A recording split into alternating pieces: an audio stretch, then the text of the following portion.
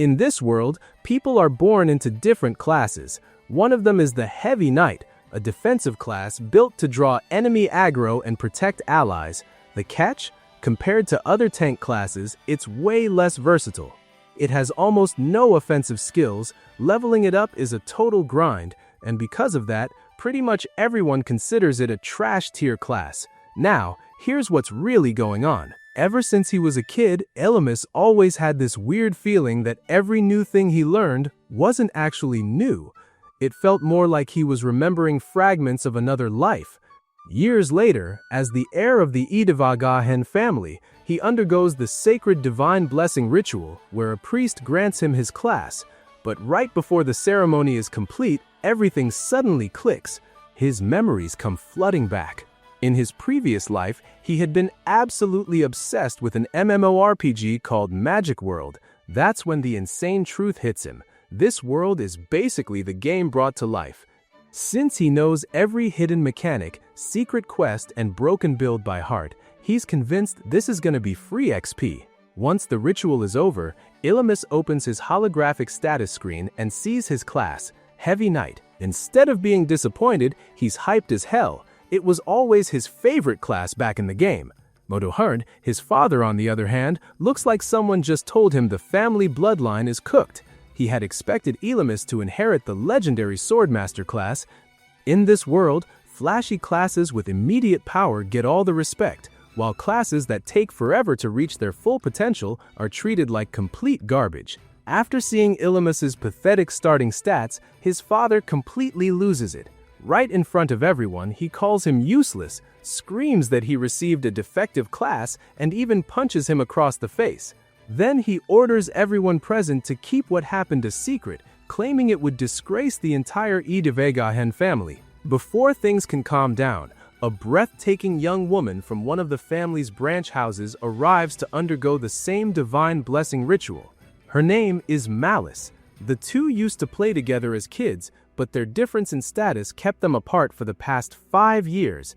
When it's her turn, Malice receives the Swordmaster class. She immediately starts right in Elymas's face, openly mocking him.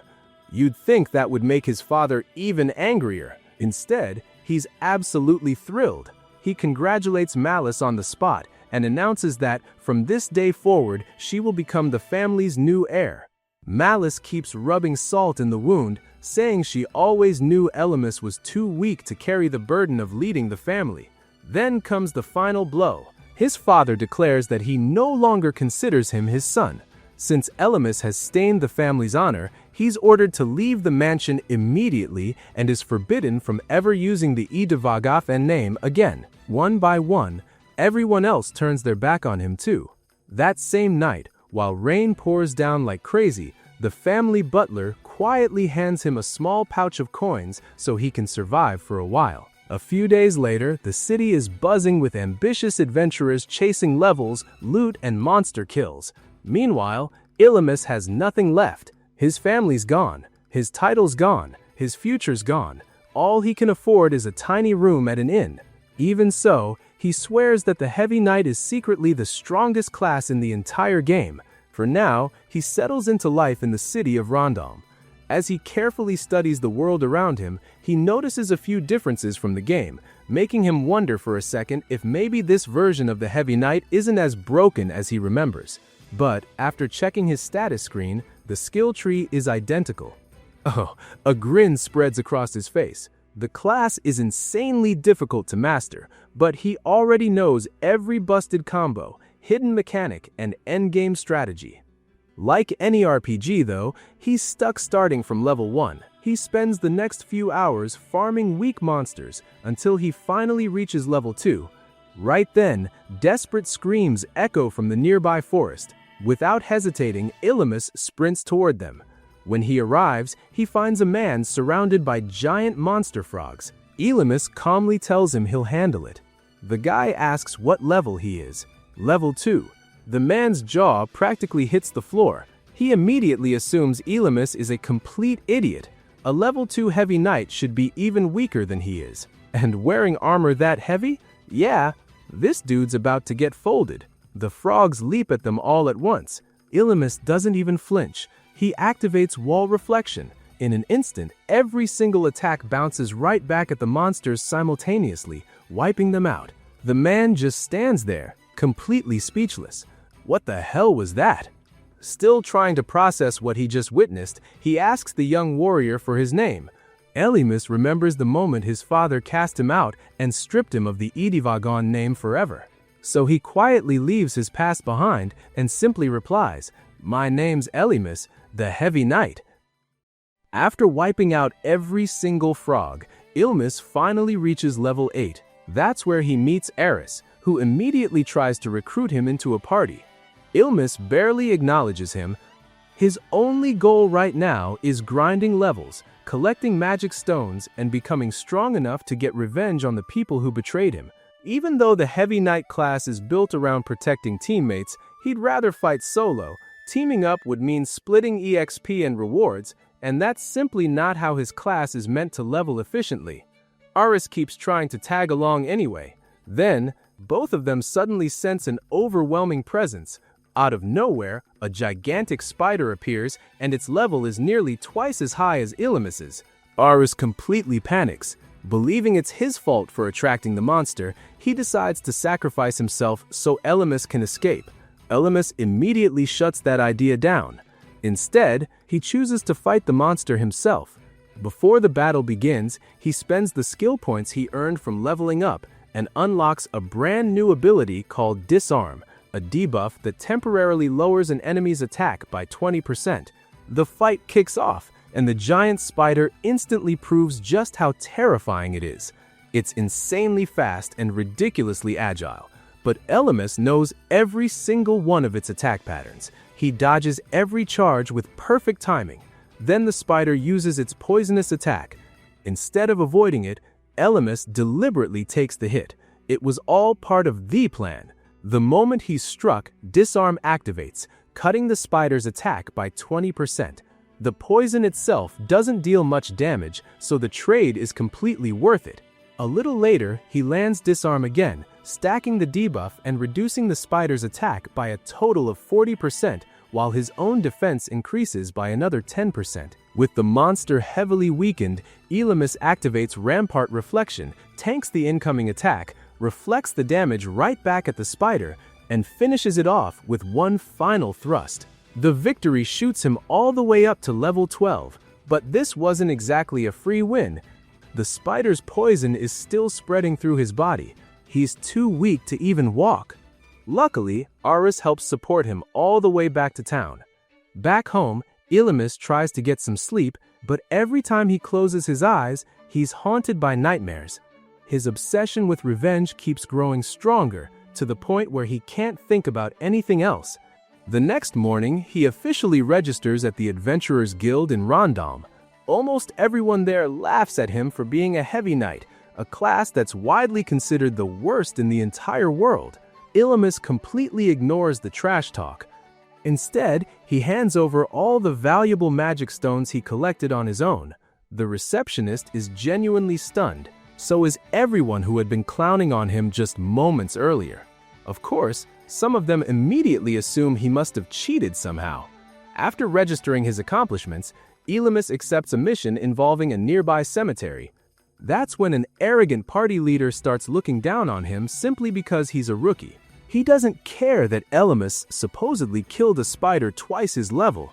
As far as he's concerned, there's no way a Heavy Knight could ever pull off something like that without some kind of bullshit.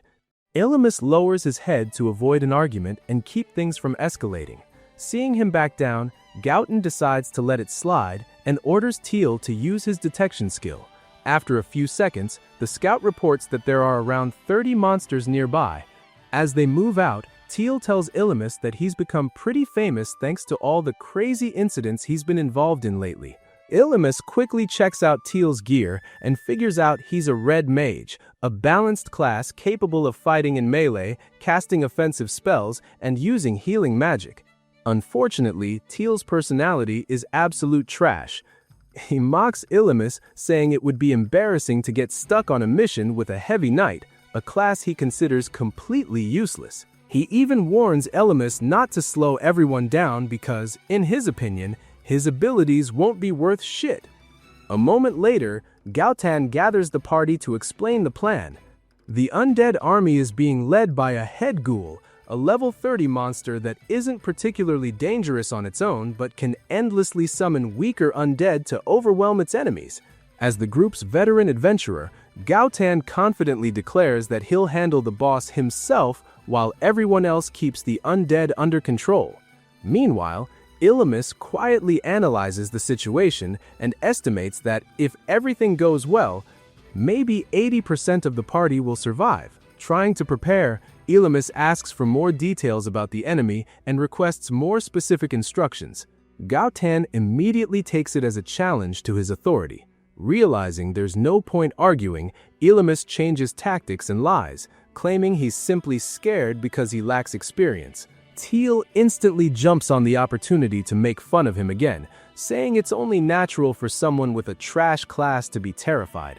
According to him, nobody else needs an explanation because everyone already knows exactly what they're doing. Right at that moment, the attack begins. Dozens of undead suddenly swarm the battlefield alongside the head ghoul, catching everyone completely off guard. Even Teal is scared shitless. Gaotan orders everyone to stay calm before charging straight at the boss. Meanwhile, Ilimis immediately takes charge of the rest of the party. Since many of them have never fought undead before, he quickly tells them to split into teams of 3 so they can support each other during the battle. One adventurer points out that doing so would leave Ilimis fighting alone. Before Ilimis can answer, an undead lunges at him from behind. Thanks to his lightning-fast reflexes, he blocks the attack instantly before carving his way through the horde with his massive sword. His skill rotation is flawless, clearing out a huge section of the battlefield in seconds. With enough space finally opened up, he orders everyone to call for him immediately if anyone gets into trouble. The adventurers can only stare in disbelief. The rumors weren't exaggerated after all. That heavy knight really can take on massive monsters by himself. Little by little, the party starts regaining control of the battlefield. Some of them want to rush over and help Gaotan, but Ilimis immediately stops them. He explains that the head ghoul is far above their level, and jumping in now would only get them killed. From a distance, everyone watches Gaotan completely dominate the fight. Even so, stray undead keep interfering with his attacks.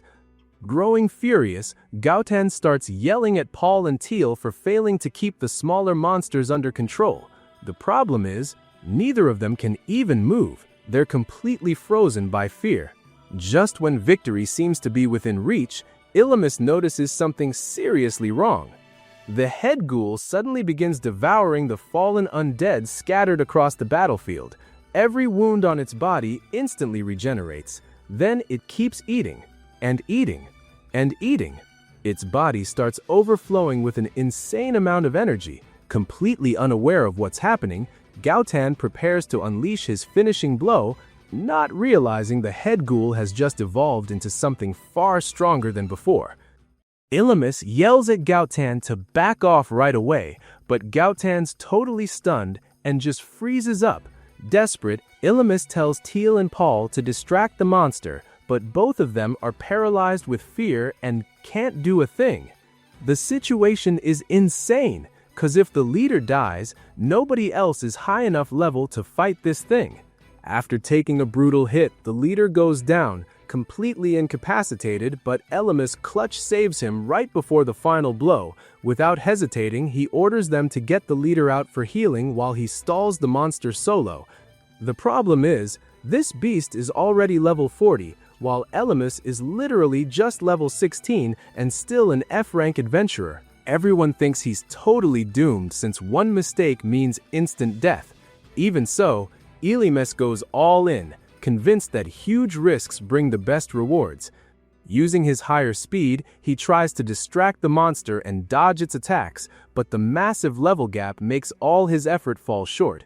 His party members literally think it's just a matter of time before he gets wiped. While fighting, Ilimis reads the room and levels up his basic swordsmanship to level 5, unlocking the precise cut skill, a move made to pierce through tough armor.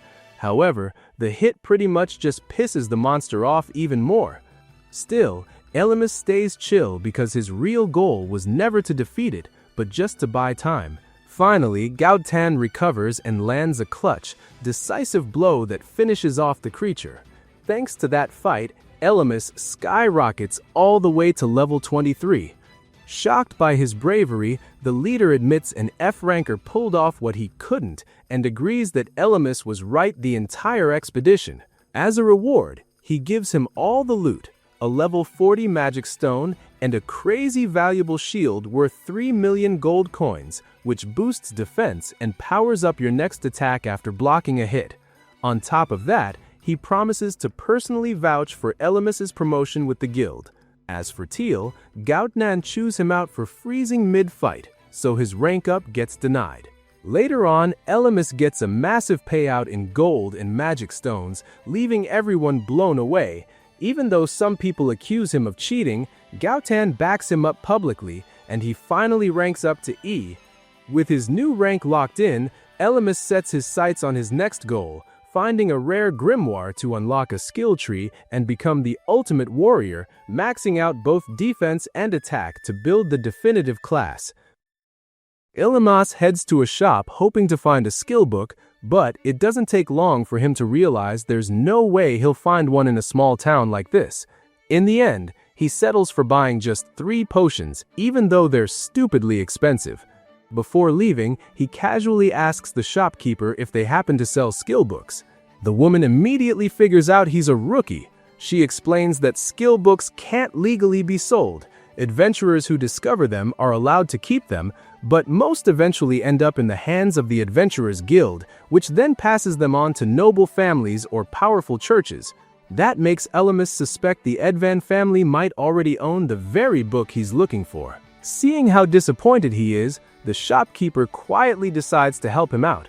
She slips him a rough map leading to a hidden underground shop where they sell belongings recovered from dead adventurers. It's basically a black market the authorities conveniently pretend not to see. Skill books and other valuables often end up there instead of being returned to the families of the deceased. Learning that ugly truth makes Elymas realize just how clueless he's been about the way this world really works. Following the map, he eventually arrives at the shady store. The place smells absolutely awful, but inside he finds shelves packed with skill books. A sketchy-looking old woman welcomes him and tells him to browse as much as he wants. The excitement doesn't last long. Every single book is priced so ridiculously high that they're completely out of his league. Then, by pure luck, he spots it, the exact skill book he's been desperately searching for. When he asks for the price, the old woman casually tells him it'll cost 50 million gold coins. Yeah, bro is beyond cooked. Even though there's no chance he can afford it, Elymas tries to negotiate, asking her to hold on to the book while he somehow earns the money. The old woman agrees, but only if he pays an extra 5 million gold as a reservation fee. With literally no better option, Elymas accepts the deal, fully realizing he now has to figure out how to become insanely rich in the shortest time possible. After thinking it through, he reaches one obvious conclusion. There's absolutely no way he'll earn that kind of money by working alone. If he wants even the slightest chance, he's going to need a party. Just then, he notices 3 adventurers arguing nearby: a swordsman named Klein, a bandit named Reese, and a Pierrot named Ruche. Ruche is genuinely happy because she believes one of her support abilities helped the party obtain an incredible sword during their latest dungeon run. Klein immediately shuts her down, insisting she contributed absolutely nothing. The rest of the party piles on, calling her dead weight because she has no offensive abilities whatsoever. The irony is almost painful. Klein was the one who originally told Ruche how to build her entire skill tree, pushing her into picking a bunch of completely useless skills that crippled her character from the start. To make things even worse, they throw her share of the reward money onto the ground just to humiliate her before kicking her out of the party. Remembering everything he'd overheard, Elymas starts connecting the dots. Instead of seeing Ruche as useless, he realizes her skill tree might actually have insane hidden potential that nobody else has been smart enough to notice. Without wasting another second, he walks straight up to her and practically demands that she join his party instead. That's the moment everything starts to change.